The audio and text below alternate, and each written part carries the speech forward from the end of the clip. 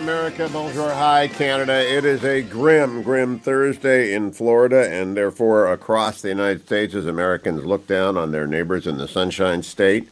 And I would encourage all of you to be as generous as you can. I put over at Twitter, you have Team Rubicon, if you're a secular person who just wants to get the men and women who've served in the armed services and first responders who volunteered their times all over the world, already flooding into Florida with their power saws and their expertise. They do what they always do, which is they clear debris, they clean up, they get people out of harm's way.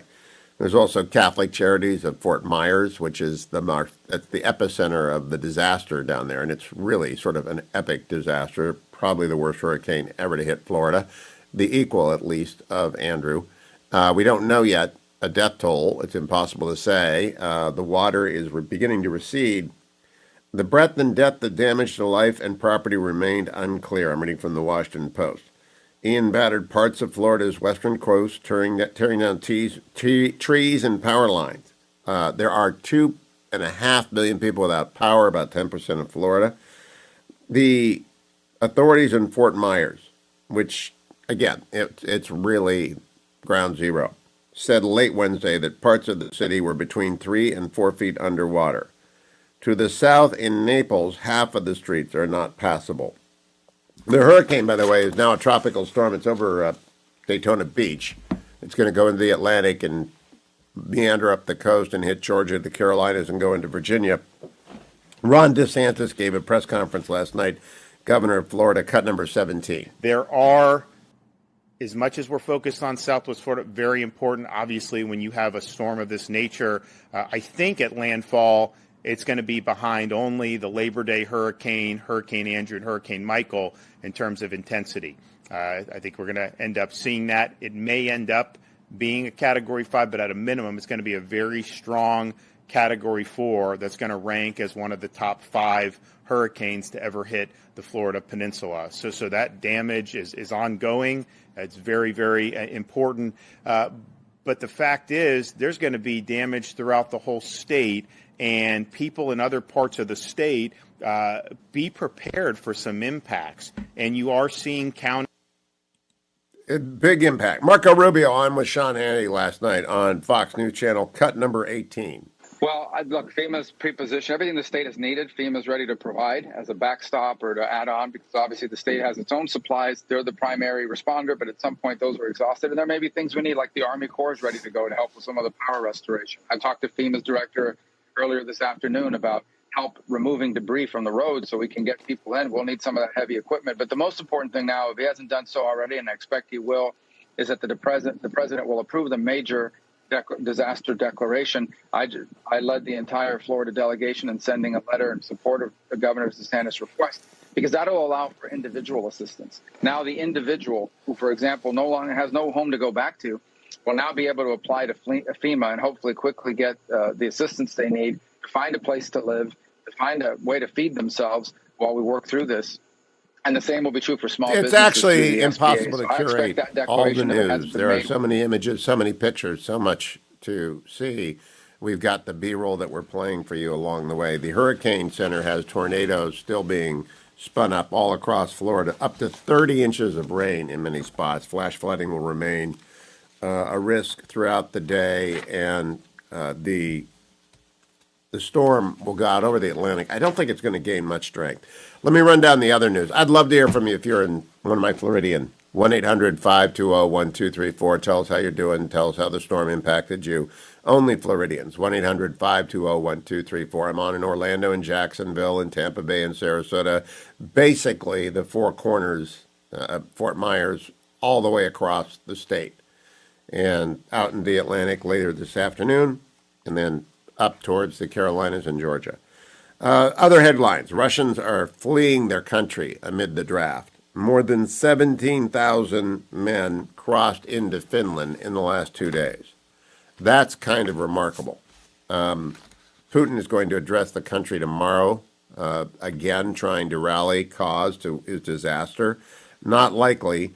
You probably heard this clip already, the president yesterday, cut number 1. And I want to thank all of you here, for including bipartisan elected officials like Representative Governor, Senator Braun, Senator Booker, Representative Jackie, are you here? Where's Jackie? I didn't think she was going to be here to help make this. All right. Jackie is actually dead, Jackie Walorski, and he knows that, or he ought to have known it. Karine Jean-Pierre, cut number 4. One final one. What happened in the hunger event today? The president appeared to look around the room for an audience member, a member of Congress who passed away last month. He seemed to indicate she might be in the room. What happened there? So the president was, as you all know, you guys were watching today's event, a very important event on food insecurity. The president was naming the congressional champions on this issue and was acknowledging her incredible work. He had already planned to welcome the Congresswoman's family to the White House on Friday. There will be a bill signing in her honor this coming Friday. See, nothing to see here, nothing to see here. James Rosen then picks up the thread, cut number 5 with Karine Jean-Pierre. I just wanted to return to this question of the Congresswoman, and I think we all totally get why she's top of mind. You've made that case pretty effectively. But I think the confusing part is why, if she and the family is top of mind, does the president think that she's living and in the room? I don't find that confusing. I mean, I think many people can speak to sometimes when you have someone top of mind, they are top of mind, exactly that. Oh, sure, yeah, they are, Karine. Top of mind. That's like my saying Dwayne is top of mind. But I know if I say, hello, Dwayne, he'll be wearing some gosh awful shirt, which itself generated enough buzz on the internet last night to reduce load levels across the South. Fed officials are predicting another 3/4 point raise in November. The inflation has been brought here. The Bank of England launched a $65 billion pound repurchase to calm the markets there, where they've embraced tax cuts just like Reagan did, and Liz Truss is getting hammered just like Reagan got hammered. Stay the course, Liz Truss. The battle for the Senate. Adam Laxalt going to join me at the bottom of the hour. He's going to be the next senator from Nevada. Mitch McConnell was downplaying the impact of abortion politics on the battle for the Senate, according to The Hill last night. And of course he is, because he knows that it's not driving voters who weren't already going to vote. What's driving voters who aren't already going to vote is the fact that gas is back up over $6 a gallon in Nevada and California. I think Nevada. We'll talk with Adam Laxalt about that. I also love the Hill story this morning. Are Democrats squandering their chances in North Carolina Senate race? Well, yes, Ted Budd is going to win. Herschel's going to win in Georgia, and Adam Laxalt's going to win in Nevada. J.D. and Dr. Oz are going to win in Ohio and Pennsylvania. I think Joe O'Dea is certainly competitive, as is Blake Masters in Arizona. I can't say with certainty yet that they're going to win. Tiffany Smiley, I just don't know how that works, but she's making the Democrats sweat. Meanwhile, of course, 2024 underway already. Some reporter caught up with Glenn Youngkin and asked the obvious, boring question, are you running for president? It's obvious and boring because he said what he always says, what everyone always says. Look, it's 2022, and my big focus right now is on being the best governor I can possibly be. That's a long way away. It is a long way away, and it's a silly question to ask right now. Then we got to Dr. Oz at the presser yesterday. Dr. Oz had a press conference yesterday, something, of course, John Fetterman won't do. And he talked about John Fetterman's record. Cut number 20. Now, my opponent in this race has taken a very firm stance on these issues, and he's done it for many years. There's a reason he's called the most pro-murderer candidate running for office. He seems to care more about the criminals than the innocent, as Maureen Faulkner was alluding to. He has explicitly stated that we can get 1/3 of prisoners out of jail and it wouldn't make a difference. He wants to get as many out as he can. I'm quoting him. He's argued dozens of times at the parole board to release criminals. Oftentimes these are convicted murderers serving lifetime sentences, which he believes also we shouldn't have. And some of these cases are quite harsh. I'm recalling one of a man who murdered his girlfriend's mother with scissors. Went to jail because the jury convicted him. A jury of our peers convicted him. The judge sentenced him to life in prison. And yet while in jail, this man learned horticulture and started doing yoga. And John Fetterman said it didn't square with him that this man would actually have been guilty, and he wanted him released. He was the only member of the parole board who felt he should be released. He's clearly way outside the norms of the Democratic Party, the Republican Party, of the people of Pennsylvania. And yet he's campaigning saying that's the right thing to do. His positions on drugs, where he believes in legalization, decriminalization of all drugs. He's argued we should have heroin injection sites. One Dr. Oz sufficient has ripped into him. John Fetterman's going to lose that race. Dr. Oz has hit stride. I'm Hugh Hewitt. Stay tuned. Nevada's next senator. How are you today, Senator to-be We're doing Laxalt? great, Hugh. We're doing great, Hugh. Thanks so much for having me. All right, let's start with the website so people can help you if they are inclined. AdamLaxalt.com. This is the 51st U.S. Senate seat. There's no question the Democrats are spending whatever they can to try to prop up my opponent and to air all these false attack ads. But as long as we have the fuel, we're going to get the truth out, and we're going to win this race. Adam, when does voting begin in the Silver State? It starts in just a few weeks. And the early vote starts on October 21st. And so election's right around the corner. And is there a debate schedule? We certainly hope so. We've accepted a statewide NBC affiliate debate as well as a statewide, longtime political commentator. Thus far, she has not accepted either one of those debates. I don't know how you're ahead, at least according to polls, which I think always undercount the Republican vote. You're ahead. How can she hide? Well, look, I think she had the polls over the summer when they had 10-1 spending and were attacking us to death. That maybe gave her a little confidence they could win this race. But we've had 5 consecutive polls with us up. She has been 44% or below in all of those polls. And so, look, I think that they think they can buy it still. And they do have a lot of money for October and a lot of money from California and New York and Chuck Schumer. And so this is how they run their campaigns. They just sit back, they hide in their basement, and they attempt to buy them on TV. The late Harry Reid had a amazing political machine. Is that still hitting on all cylinders there to turn out every person who's ever been near a union hall? So the famed Reid machine started fading over the last few cycles. It's certainly not what it was a few years ago. I mean, the fact of the matter is he was the one that was able to raise the money. He was the one that was able to keep people in line. In fact, the Nevada Democrat Party, which is the vessel for all of this, was taken over by the Democrat Socialists of America. They won all of the office positions. So they're pretty divided right now. The culinary union is still down 20% of its workforce from COVID. And so this is the perfect time for us to be able to win this ever so slight swing state. And I would add, Hugh, that what you've seen over the last year is 3-1 registration advantage for Republicans. People are switching parties, and the registration gap is an all-time low, or at least since 2008, at 2.5 points instead of 5, which is what it was in 2020. So, Adam Laxalt, talk to us a little bit about Nevada. It's got to be more susceptible to our economic ails. When COVID hit and everything shut down, Nevada is so dependent on people bringing their money there and enjoying themselves. Then along comes inflation. People can't drive because gas costs too much over from California. They're not flying. How's Nevada's economy done under Joe Biden? Look, you cannot believe what's happened here. The shutdowns crushed Nevada's economy, killed us more than any state in the union. And, as you report all of these inflation numbers of 8% across the country, we're at almost 16% today. And Senator Masto, rather than voting against the new inflation spending bill and sparing our citizens of more inflation, she, of course, is a rubber stamp for it, gave us more spending, is giving us more inflation. And the other key number is our gas prices. So most battleground races, the gas is $3.50. We're at $5.30 today and spiking. It's been going up over the last many days. So people are still feeling it here. We are very much a middle-class, working-class state, and the Biden economy is crushing people.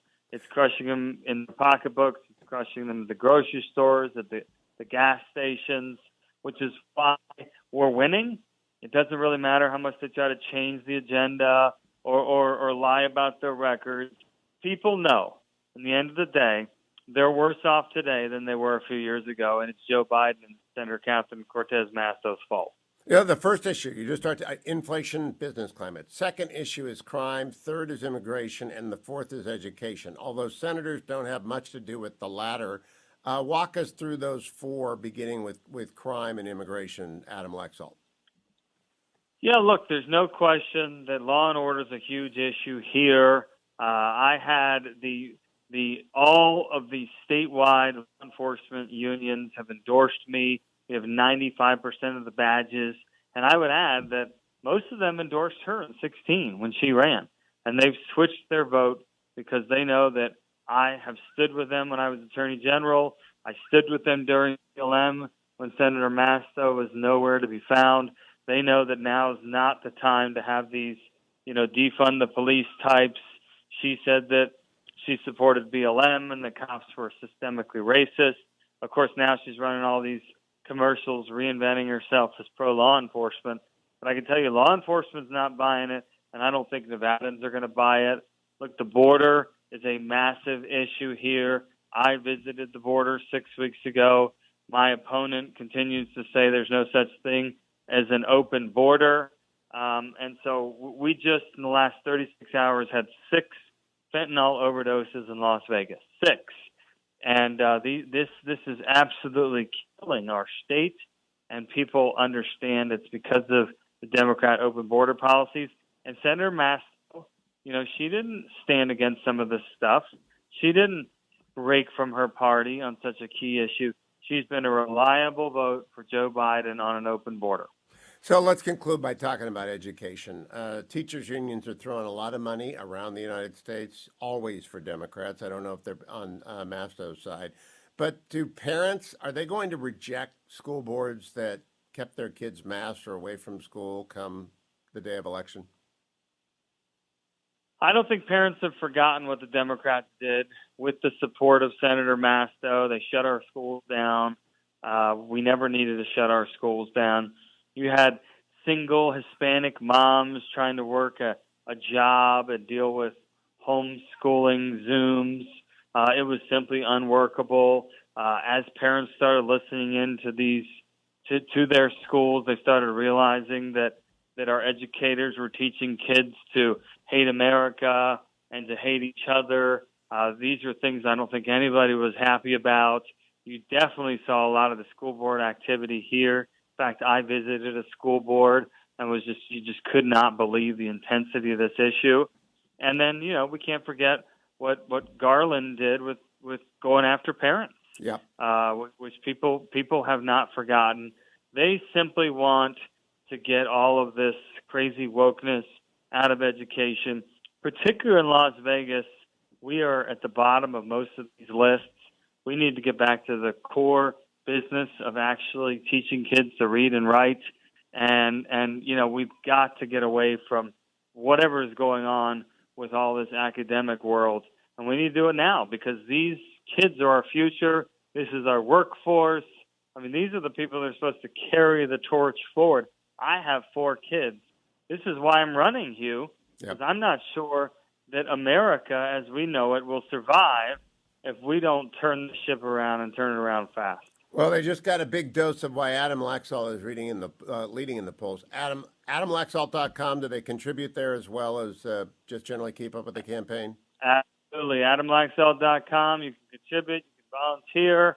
And thanks for all the support. Let's combat all this left-wing money that's trying to buy these races. Come back again soon, Adam Laxalt. Thank you for joining us. We will. Thanks so much, Hugh. Canada, latest from Florida is that the hurricane is now a tropical storm moving off the coast of Daytona Beach. It has wreaked havoc across the state. I'm joined by an old friend and a future Speaker of the United States House of Representatives, GOP Leader Kevin McCarthy. Good morning, Congressman McCarthy. Welcome back.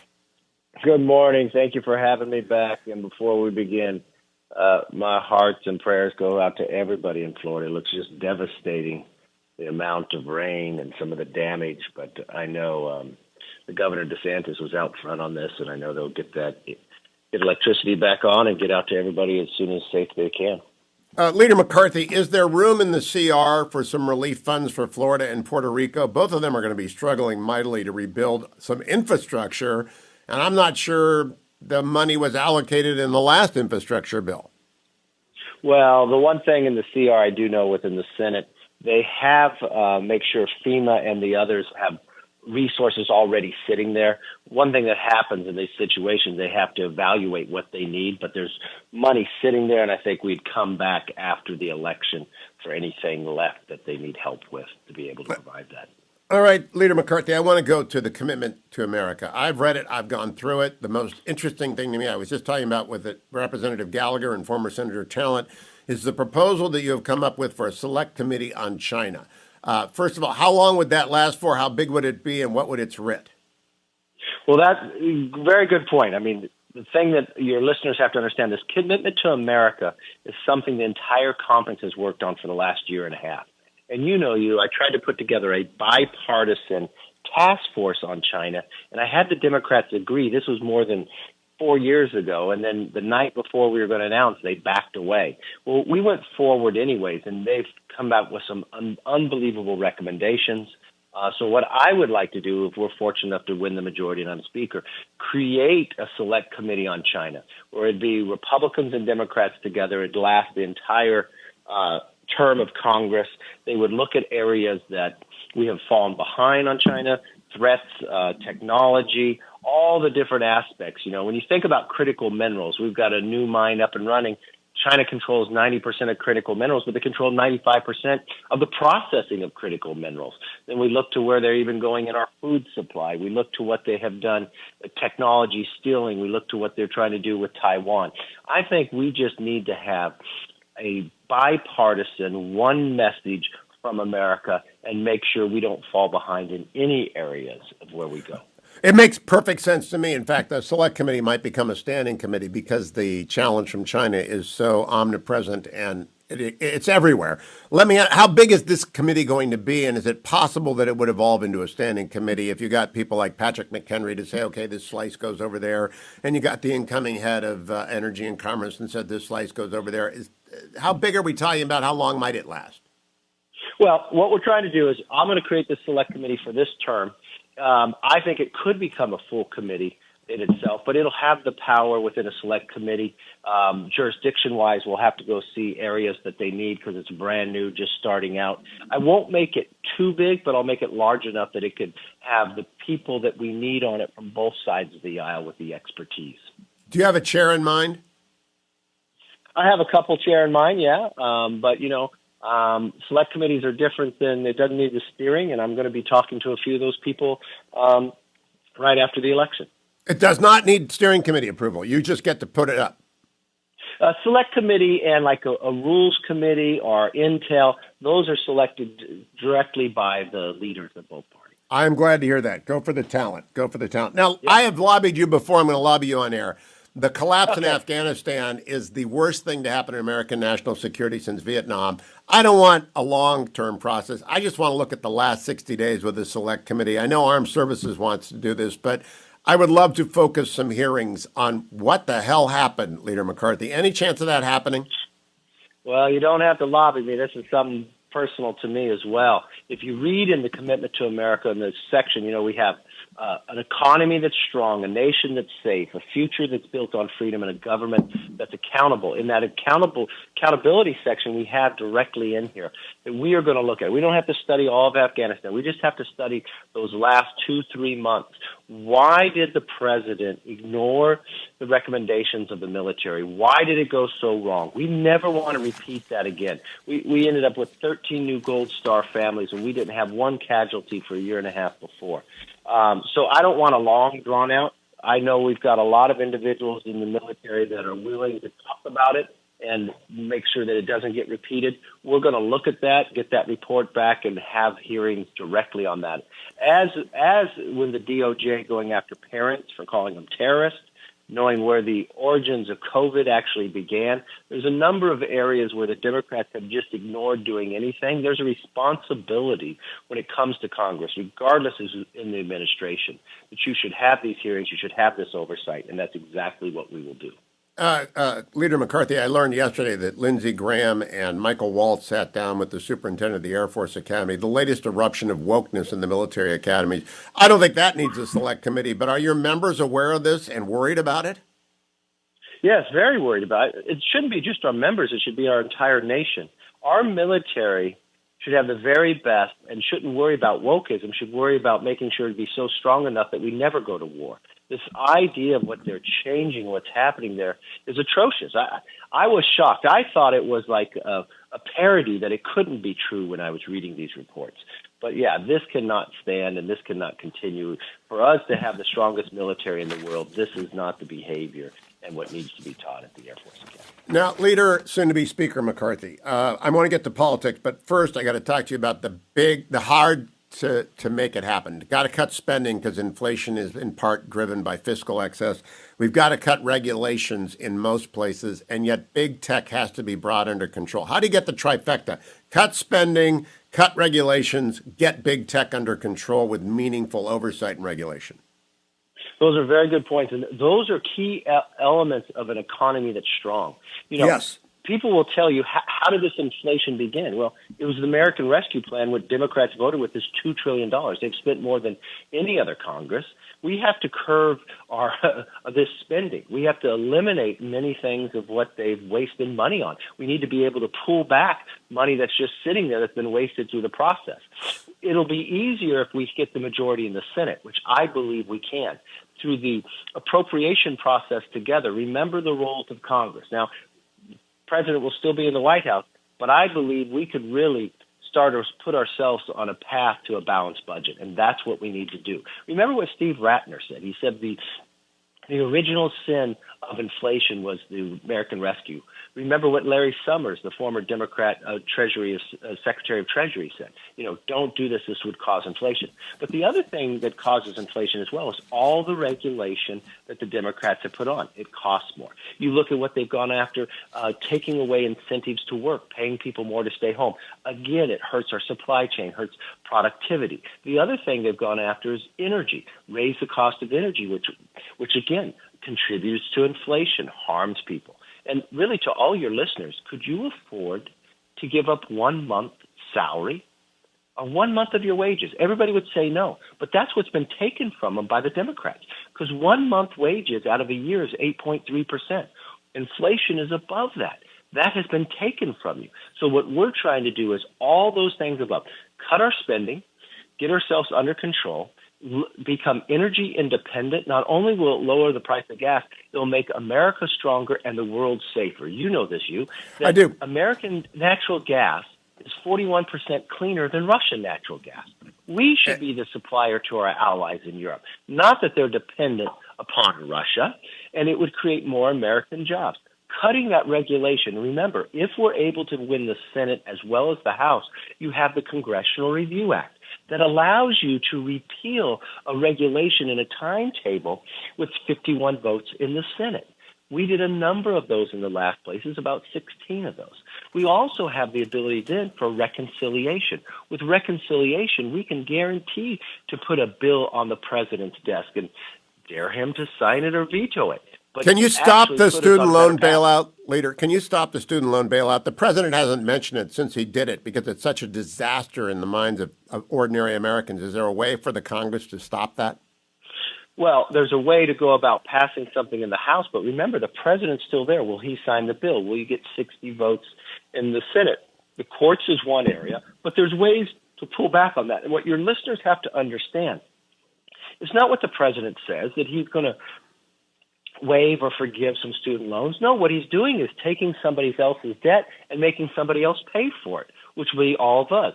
You watch what the CBO came out with and said it's more than $420 billion. That's $420 billion more that is going to cost us. Again, causes inflation. So we can go about in the approach process putting certain elements into that package to try to see if the president would sign them and dare them. But the other thing we can do on the very first day is repeal those 87,000 IRS agents. That's going to be our very first bill on the first day. Last two questions for you. DOD spending. I know some people saw the commitment to America. They wonder if it's enough for like the B-21 Raider, the Columbia-class submarine. And then I want to talk to you about something I learned at the gathering in Wyoming, the ESG and the proxy services. I mean, that's an antitrust waiting. So let's start with the ESG and the proxy services. That's an antitrust violation. I learned about that at the conference you held. You're right 100%. And what this ESG is doing, it's making the entire country weaker. It's making China and India stronger. It's destroying our companies, but it's just totally playing politics. It is antitrust where we go, and you're going to see us tackle that in part of the commitment to America as we go forward. I mean, really, when you look at the utility of the commitment to America, and people say, what is it? It's a plan for a new direction. And the sad part is all the challenges that you have, all these challenges from inflation, from crime, to the border, to our weakness around the world, it's all created by Democratic policies. And they have no plan to fix it, but we do. That's why I challenge all your listeners, go to commitmenttoamerica.com, read about it, join with us, because this really is a plan to change this country. And I believe this election is a hinge election. This is a once-in-a-50-year election. It almost feels like 1979, 1980 again. Think about it. When was the last time you had inflation like this? When was the last time we had an energy crisis like this? When was the last time we had the strongest military in the world, but our commander-in-chief looked weak? When was the last time we had Americans held hostage in the Middle East, in Iran and Afghanistan today? All of this is set for what was 1980 about? Well, it was Ronald Reagan talking about principles and policies to make America stronger. That's exactly what the commitment to America is, based upon the policies that will put a new path and a new direction so the next century will be ours. Leader Kevin McCarthy, soon to be Speaker McCarthy, keep coming back. You've done a great job recruiting great candidates like Juan, who's going to be joining me tomorrow, Ciscomani. Juan Ciscomani's great.